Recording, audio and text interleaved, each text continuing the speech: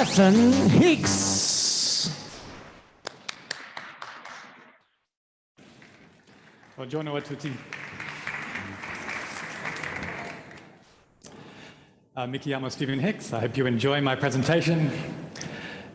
We're here talking about virtual reality and its application towards tourism. There's been a lot of discussion, a lot of hype about how you could use this form of new media in order to create new, compelling experiences that could lift the type of travel that we're all able to do. But as we know from what we've seen over the last maybe 15 or 20 years, it continues to fail to miss the actual emotional grab about how you would want to be able to see the world. So I'll give you, in my talk, I'll describe to you what I understand about virtual travel and a list of different aspects that we can actually deal with right now, which will be able to make these experiences into something that we would like to do regularly.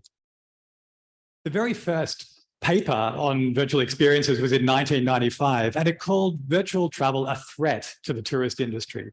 Obviously saying that if everyone could just travel to Venezuela while sitting on the sofa, why would they ever use any of the local economy? But if you look at the state of the art in 1995, we had to wear a virtual reality helmet, and the quality of graphics was, as you can see here, blocky, fun, but not realistic and not transporting at all.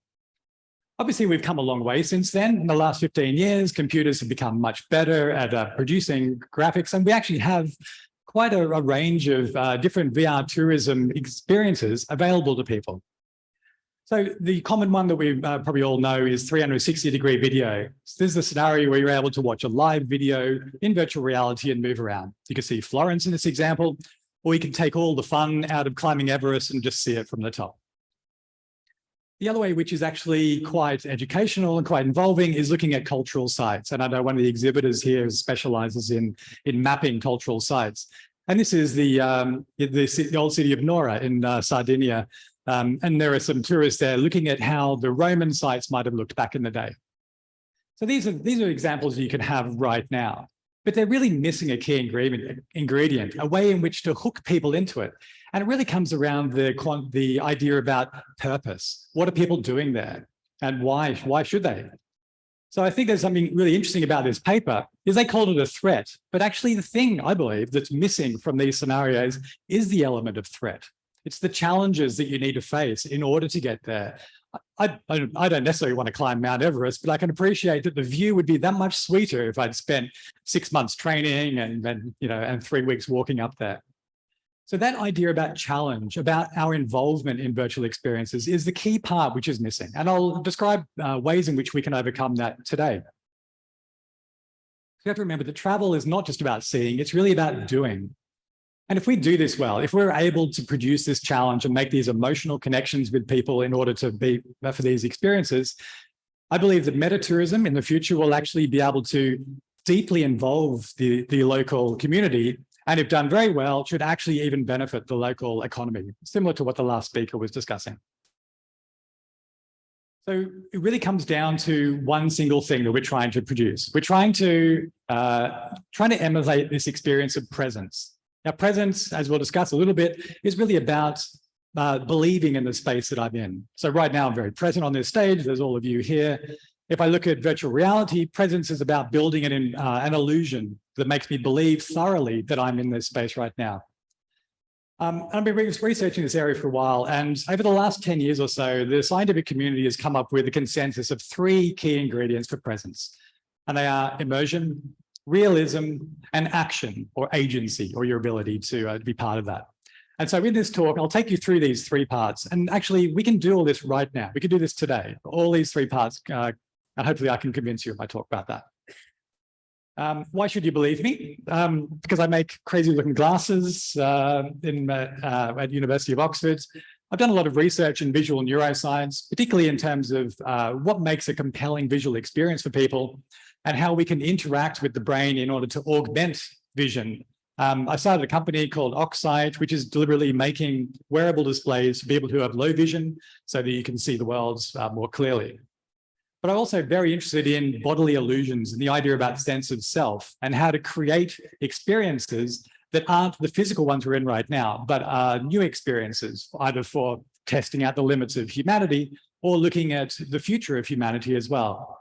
And I co-founded a company which we called Miji, which is specifically designed to allow people to create expressive avatars that are trained on their own expressions in order to occupy metaverse experiences. Whether we started that too early or too late, I don't know yet. But I'm also very personally interested in trying to create an experience which is akin to tourism, which is called the overview effect. So the overview effect is the experience that astronauts report when they're in orbit around Earth, and they see the Earth as a precious thing. They're immediately, in contrast to the blackness of space, Earth is a beautiful, fragile world which needs to be protected. And it's only a handful of people, a couple of hundred people have really experienced that fully. And personally, one of my missions in life is to build a system like that, which allows all of us to experience the preciousness of Earth, because I think that will really help with empathy and then protecting our environment. But the key part when we're analyzing and trying to create this experience is this idea about challenge. Now, it's relatively easy to make a 3D model of the Earth and look at it in virtual reality, and it sits there in front of you and it looks incredible, but it doesn't feel like the real thing. And part of that is because it's just too easy. You've got this whole world in front. In the movie Gravity, the Earth plays a giant part. It's the entire backdrop. But the point of the film is the challenges that the person's facing. And you think about what astronauts experience when they experience the overview effect. They're not just sitting there floating in space. I mean, it'd be lovely, but they're not. They're looking through like a tiny window, and through that, they're experiencing it. So the key point really here isn't about giving everybody everything they want. It's about giving little glimpses and making them work for it. And the concept then really is around presence. How do you put the person into that space?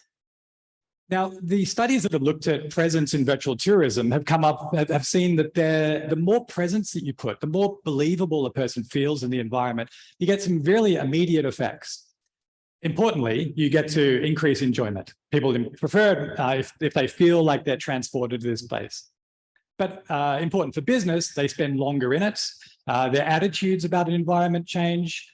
They recommend it to other people, and it's much more memorable.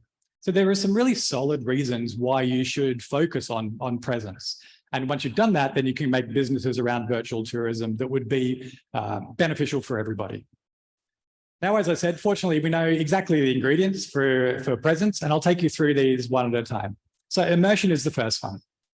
In science, we do a lot of work in terms of producing bodily illusions. One of the classic ones is called the rubber hand illusion, where you can sit there as an experimenter, you put one of your hands hidden behind a coat or something like that, and they put a rubber hand right in front. The experimenter, as seen here, is touching both hands, the rubber hand and the real hand with a paintbrush, and allowing you to bond with that plastic hand.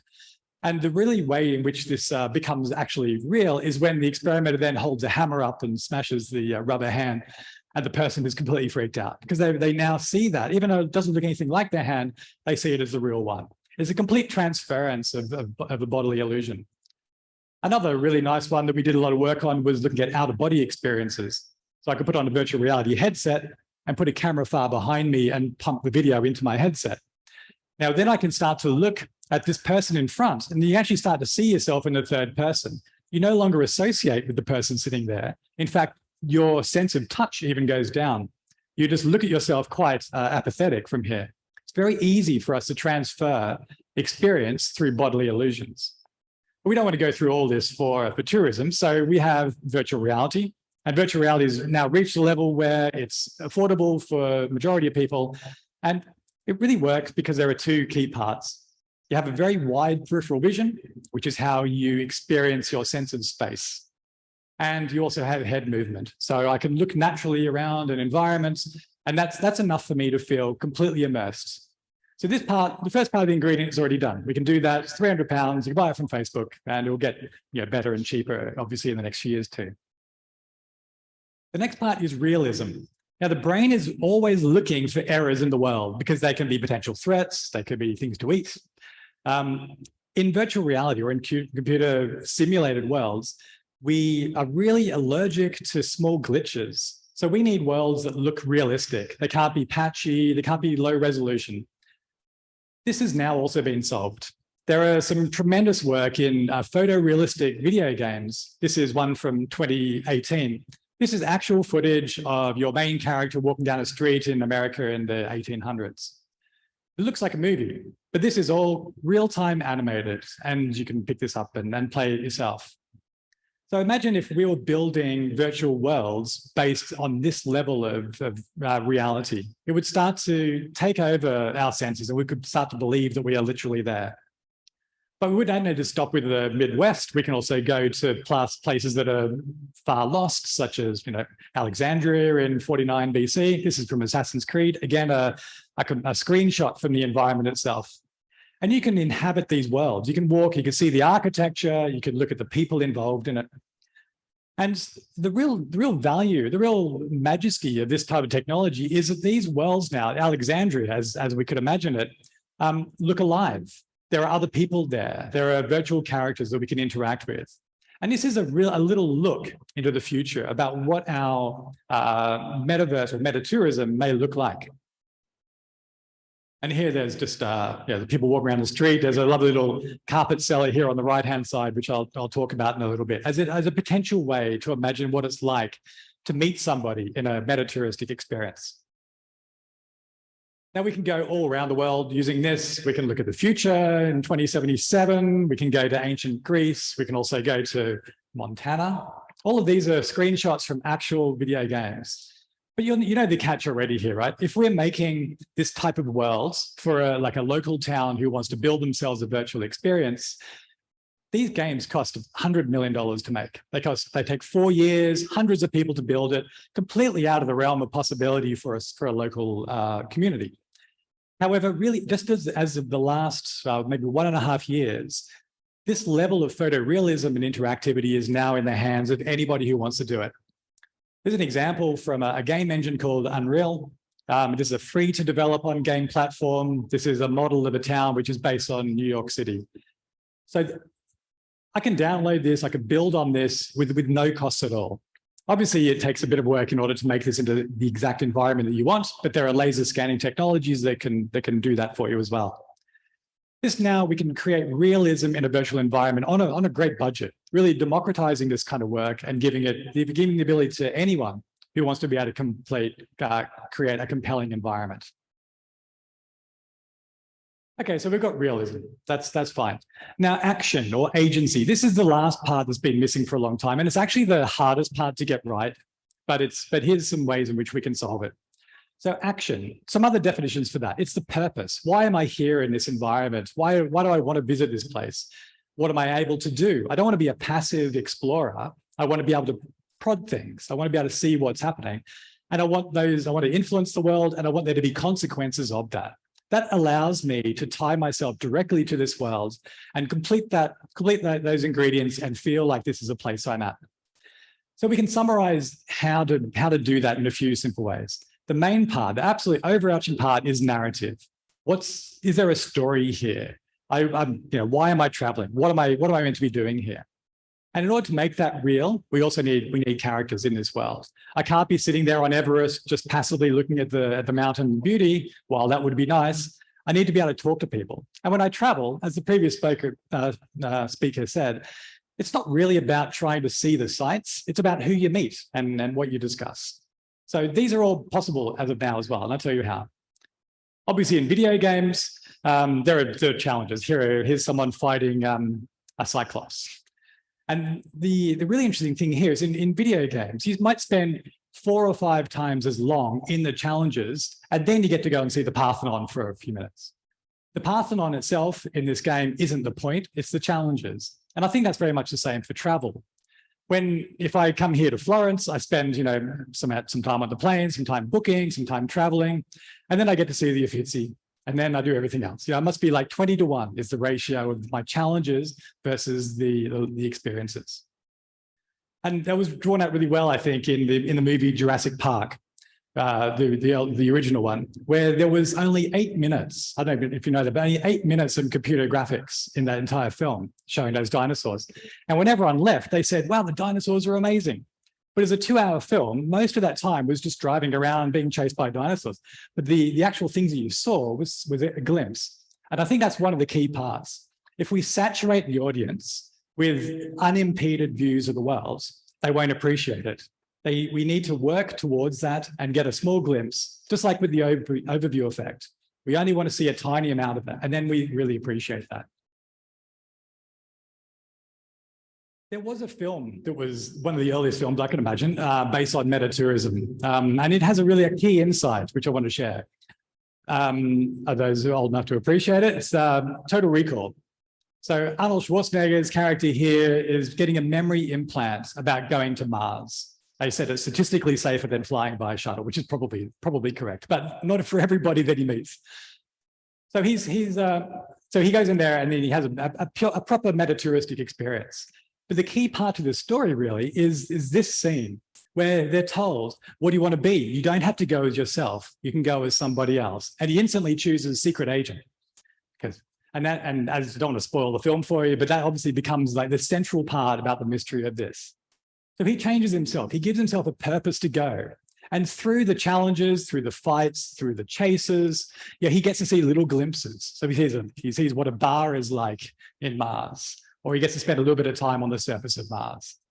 So he gets to talk about those things to his friends, but really he's given the whole thing a narrative, a story. And that's the key part that I believe is missing from creating believable virtual experiences. Now, the very last part of my talk really is about how we get to do that. How the key aspect of this are the characters in this world. So in games, we have what we call NPCs, non-playing characters who are there sometimes to get shot, sometimes just to decorate the place, but they don't really do very much. So we can't really look to basic AI in games as a way to do that. We need them to be believable, and ultimately we really need to be able to interact with it. We need to not just prod them, we need to be able to talk and converse, which might feel like a long way away from where we are right now. But actually, I believe that as of this year, this is all very possible. And again, it's essentially free for us to do. Let's quickly look at one example of how to get virtual people into virtual environments. Now, the one that we've been talking about quite a bit is metaverse. You can always think about metaverse another way, which is about social VR. I mean, kids, as we discussed, kids have been doing this for a long time, playing Fortnite. Everyone looks at digital communities in this way.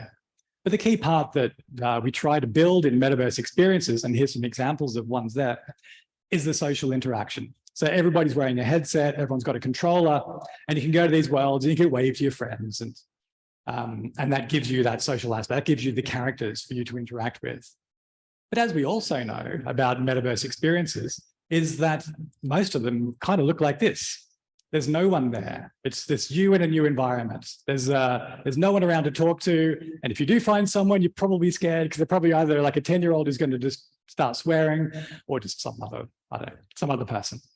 So there's a lot of these places have a problem where there really aren't that many people in these worlds yet. So it's really important to have individuals there, but they're actually quite hard to get when it comes to digital worlds. But there is a solution, I believe. So what we really want, let's imagine the future a little bit. We've created a virtual world of an area of Rome, and we want people to come down and have a look and meet people there. We want to be able to, if we can, run across this carpet seller and have a chat to that person. And then they can tell us a little bit about their environments. We can just have a little conversation as you would normally do when you're traveling around. So how do we create that? How do we make that authentic? Because remember, people are good at picking up errors. They don't want to see the same avatar saying the same line over and over. It has to be unique. But I'm not going to pretend that we can get locals to put VR and sit there at 3 o'clock in the morning waiting for somebody to arrive. So there has to be an intermediate level. Excuse me. Now, I think we have the ingredients now. So what we're trying to do here is breathe life into virtual worlds. Now, on the left-hand side, the first part is now we can actually make photorealistic 3D avatars. There's a program called MetaHuman, which allows you to either create digital humans that look exactly like a regular person. They can act, they can blink, they have expressions. I've used them in my work. But also there are many ways now where you can actually take photos of individual people and with very little skill, actually, rework them to look just like that person. This can be imported into your virtual reality experience, Unreal Engine or a 3D game. So we can create artificial people with no money, and it's all fine. But how do we talk to them? Now, the other part, this is the really interesting part. There's a thing called conversational AI, a little bit like a chatbot, but imagine it's creating new answers to your questions every single time. The latest one is called GPT-3, and I encourage you to look it up afterwards if you want to have a look. It's the ability to train a language model or an AI on particular styles of conversation and particular facts. And then all I need to do is then have a conversation with this bot, with this AI, and it can come up with new answers. And I don't really have enough time to go through some of the incredible back and forths that there are, but let me take you through an example about how this could work. So imagine we've got a person, a shop seller in this tourist site that we're going to. We asked them to contribute some spoken word. So they could carry around a microphone for a couple of hours and record themselves speaking. Then we add to this as well, whatever local knowledge we want. So the sites, the age of the town, some important historical events, as much information as possible. We feed that to the AI, which is a cloud-based system. Then what we can do from that, we can create a virtual character who you're able to have unique conversations with. I can use my own voice, turn that into text, and ask a question like, tell me, when was the last time this town, had a war? And then I would be able to, amazingly, draw on the knowledge that we've given to it and give us a unique answer that's based on that person's own style of speech. So we could have just a friendly chat, we could have recommendations, but I think the really interesting part is we could also we could tie this with online experiences, with shopping as well. So imagine the seller there's a wine store, and they're able, and that person has fed information to this AI about their wines. And then it's easy to imagine how I can connect that to an online store and purchase some wine myself. So imagine going then to a meta touristic experience and actually buying a souvenir. So 5 days later, it arrives. That is all possible now. And that will help tie in both the local community in terms of contributing to this AI, but also the economy by allowing people to actually benefit from visitors who come virtually.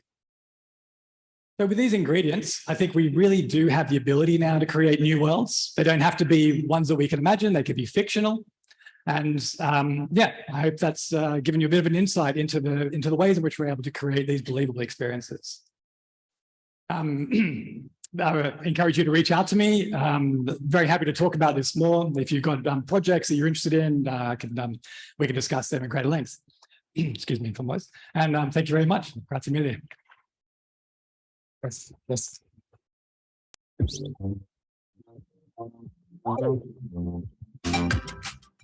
Thank you. Well, first of all, thank you so much for ruining Jurassic Park for me, and I think for all the others. Just a couple of things. I will say a couple of things in Italian, okay? Please. Nothing bad. Steven è per me una specie di rockstar, ok? Quindi transumanista, ricercatore a Oxford, oltre 50 pubblicazioni, creatore di un paio di occhiali che aiuta persone con disabilità visive e ora anche ha lanciato una nuova azienda che si chiama Migi, che è super interessante. Potete entrare in waiting list, quindi è veramente un onore per me stare sul palco. It's an honor to be here with you. Okay. Me too. So if you have a question, please ask. We got a couple of minutes, but I would like to ask you one thing first, okay? Because I really love the way you talk about threat, and you talk about threat with these two different nuances. And it's interesting to me that, for example, in some languages like Chinese, words like threat or crisis, they mean both danger and opportunity. So there is this dichotomy in the word. Yeah. So for an industry that is very human-centric, or that where virtual can actually be a bad threat, how would you explain to them that this is not going to be something against travel, but it will be part of travel itself? Yeah, well, I think you're right. There's the element where there's personal threat, which we all will be challenged. And when we travel, we work to avoid that. We make sure that we've got insurance for our health, and we store our valuables in the locker and things like that. And taking care of that was one fundamental aspect about you traveling. It's really, threat has that aspect to it, but it's also the fact that it's a challenge. You can, overcoming those potential threats gives you that sense of achievement. And that's really fundamental, because once you've achieved something, once you've gone through the effort, then the experience of that reward is all the much sweeter. You know, you've earned that this time. And in terms of business, it's also the same as disruption. Yeah, we're constantly changing. We don't want to change any industry and make it completely new, because this industry is the best. But we've got to be able to see that there are ways in which we can extend it. And I think it's not never about taking anything away from the current industry at all. It's about extending that and other possibilities to look at new ways to keep up with our appetite for change. Yeah, it makes total sense. Do you guys have any question for Stephen? So thank you so much. Really an honor. Thank you so much. Thank you. Bye.